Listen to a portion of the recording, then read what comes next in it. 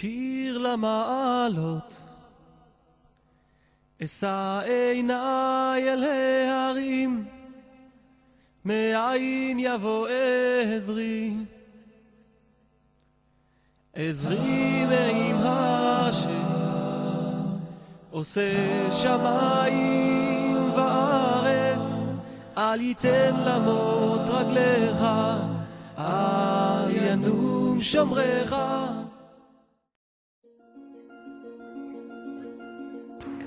Dear viewers, this video was put together with pictures on the web that closely describe as best as possible the visions given me by God in an attempt to pull me out of a world in bondage to sin into God's marvelous truth and everlasting life.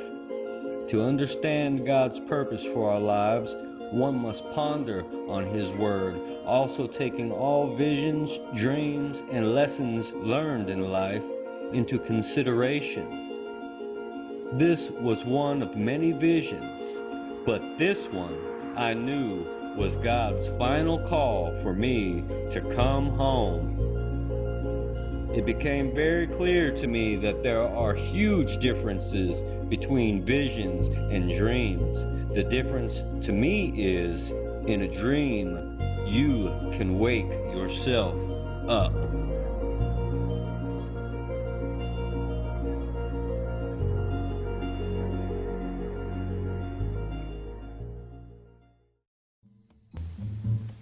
In 2008, I was around 30 years old, and upon going to sleep one night, I fell asleep and I woke up and I was driving.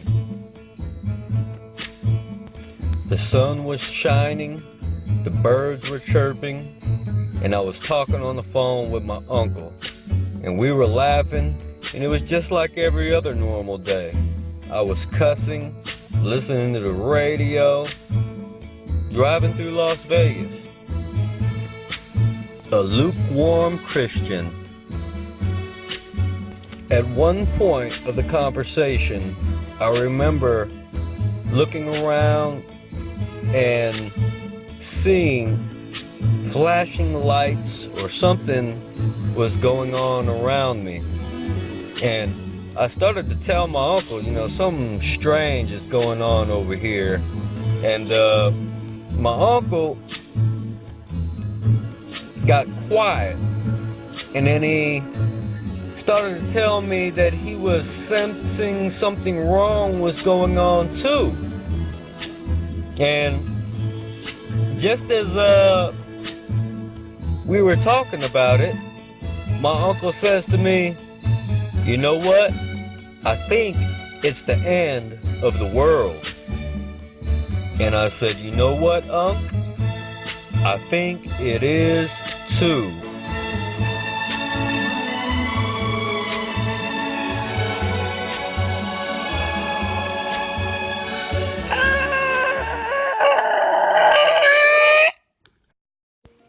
I slammed on my brakes and looked up, and oh my God, my heart dropped.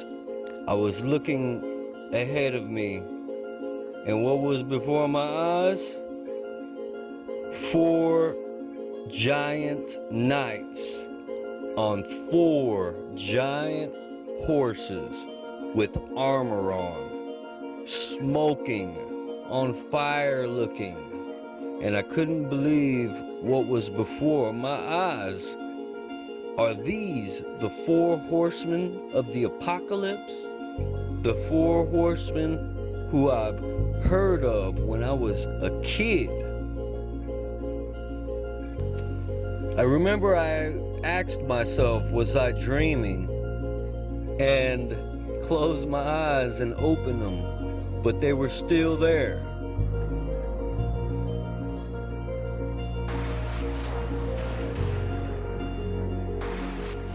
I remember one of them looked over to the other ones and said something in a real barbaric voice, and they all started laughing at me hysterically, like I was the tail end of an old joke.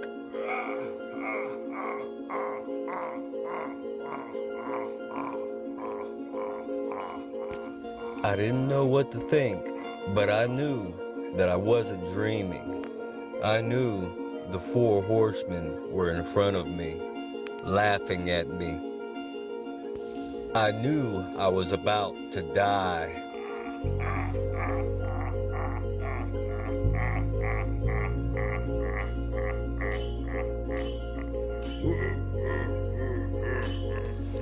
They took one last glance at me and took off on their horses up the city streets.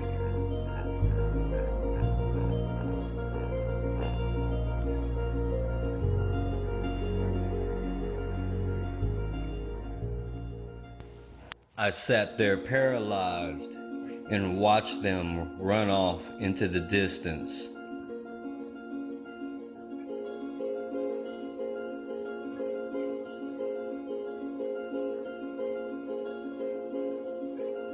Just as they left my sight, I thought they were gone for good. And I felt a sense of peace for a second. And then I looked. I was back on the city streets. Everything had went back to normal. And I was looking, and I thought I started to see them coming back. So I stared, and I did see something coming back. All of a sudden, military soldiers and tanks flooded the streets, pushing people into the streets into a line. As they got closer, I noticed they were like half demon, half human soldiers in uniforms.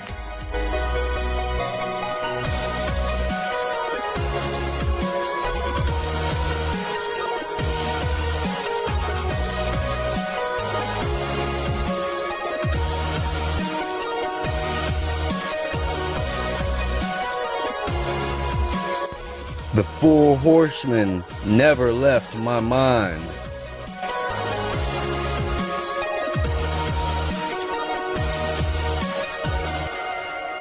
The soldiers were coming out of everywhere. There was nowhere to run, nowhere to hide.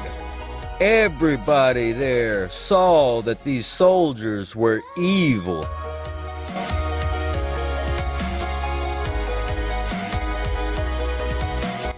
"Get in the lines!" they screamed. And as much as they were shoving people, I saw nobody resist.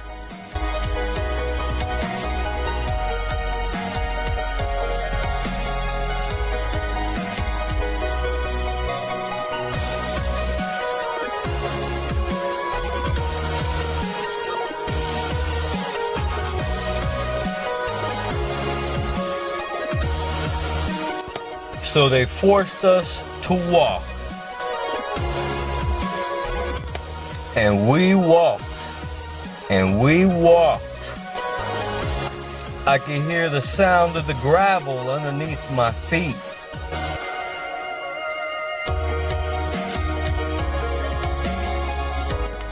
We walked for hours, it seemed. Yet the Lord still did not wake me up. I knew this wasn't a dream.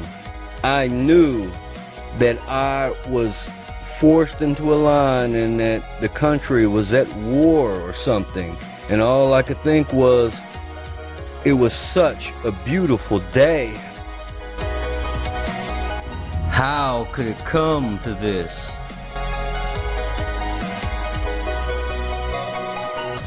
But I wasn't dreaming. This was for real. People everywhere were crying and screaming. But the weird thing was, I didn't see any kids. People from all walks of life forced into a line. Forced to march to who knows where. Then the unimaginable happened. As I looked around at everyone's faces, everyone looked with such disappointment in their eyes. The disappointment and the sorrow that I felt at that moment was like no other sorrow. It was almost dark at that time. Nobody said a word. Everybody sat there with their mouths wide open.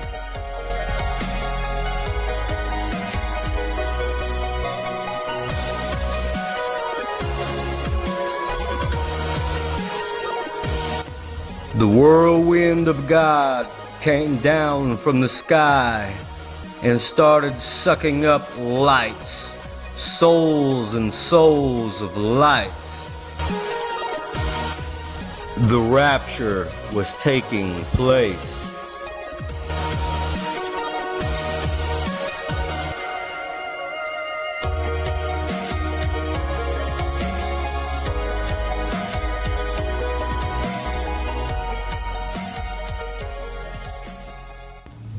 It was quite a sight to see, the Lord coming for His children.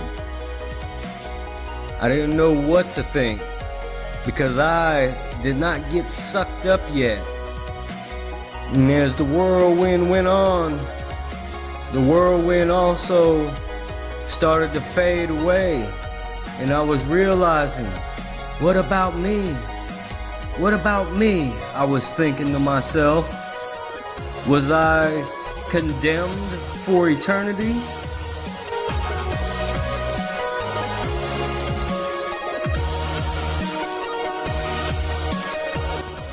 Keep it moving. Stay in the line.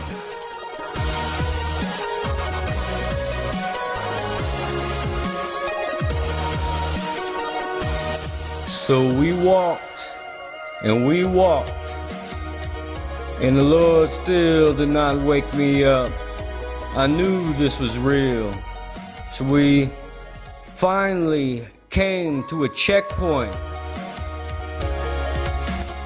I was so lost, so confused. I think we got left. I didn't know what was going on, but I knew the further I got to the checkpoint, the deeper and darker the faces of the soldiers got, the more evil they looked. Then I remember the razor wire fences. As we got closer and closer to the checkpoint, I remember thinking to myself, this is not where I am supposed to be. I was supposed to go in the whirlwind with God.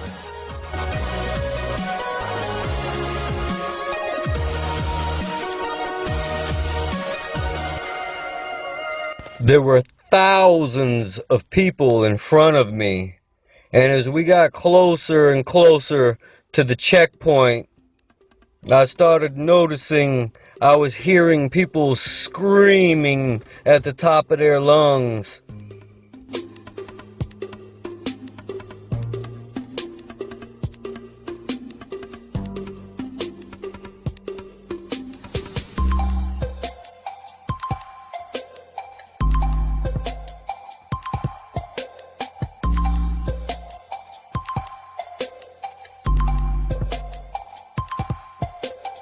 Thousands of people rounded up like cattle to the slaughter.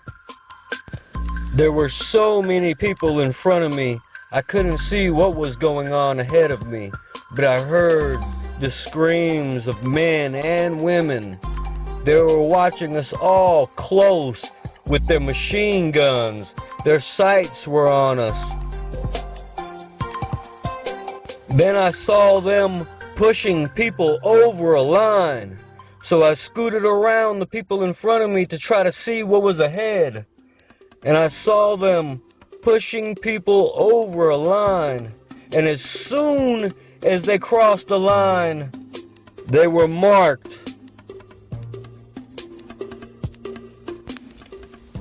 "Get in the line!" they screamed as they pushed people over the lines. And as I got closer, I saw them push a guy over the line, and a giant knot popped out of his forehead with a giant scar-looking thing over it.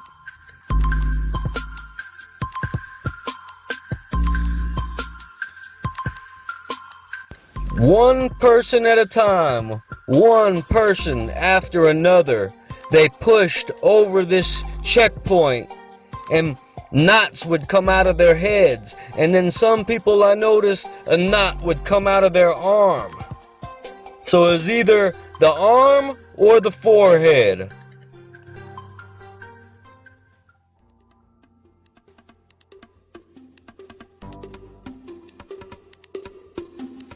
Thousands of people ahead of me. Now it came down to 5 people ahead of me. And I watched as they pushed people over these lines and as they marked people. And then came I. Get in the line! And they grabbed me and they pushed me over the lines. And I remember looking at the demon that did it. As he pushed me over the line, a giant knot would pop out of my forearm. An ugly, hideous knot with a scar-looking thing over it. Right then I knew I had been marked. The knot on my arm was so ugly that as I was walking with everybody, I covered it up with my shirt because I did not want to look at it anymore. And I started walking. And I was thinking, Lord, I have the mark of the beast on me. What do I do? And just then, I heard a bunch of people crying around the corner, crying coming out of a building. So I decided to check it out. As I looked around the corner, I saw a huge concrete building with one entrance with no door. So I started heading toward the building. I could hear crying coming from out of the building.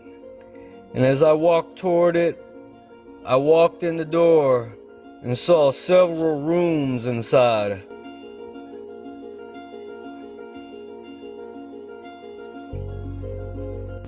And as I started walking toward the rooms, the cries got louder and louder. Never have I imagined to ever be in this position. I walked into a room full of people weeping and wailing. And it was so sad that I walked out and went to another room. I looked in and I saw a man sitting there crying. Everyone knew we had been marked. Everyone knew we were gonna die or be executed or we were going to hell. And there was no turning around.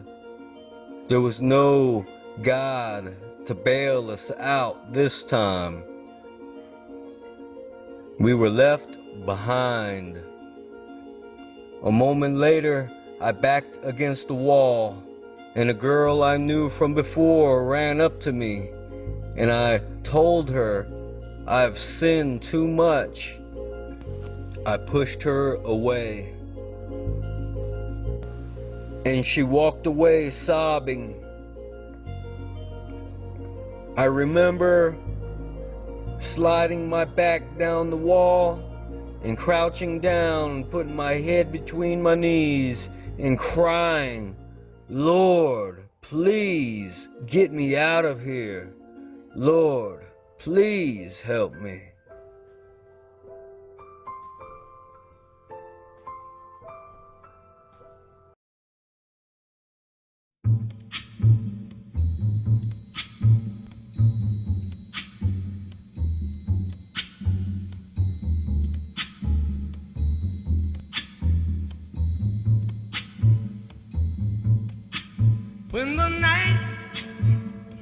come and the land is dark and the moon is the only light we'll see. No, I won't be afraid. Oh, I won't be afraid. Just as long as you stand by me. So darling, darling, stand by me. Oh, stand by me. Oh, stand by me. Stand by me. If the sky that we look upon should tumble and fall, or the mountain should crumble to the sea, I won't cry, no, I won't shed a tear, just as long as you stand by.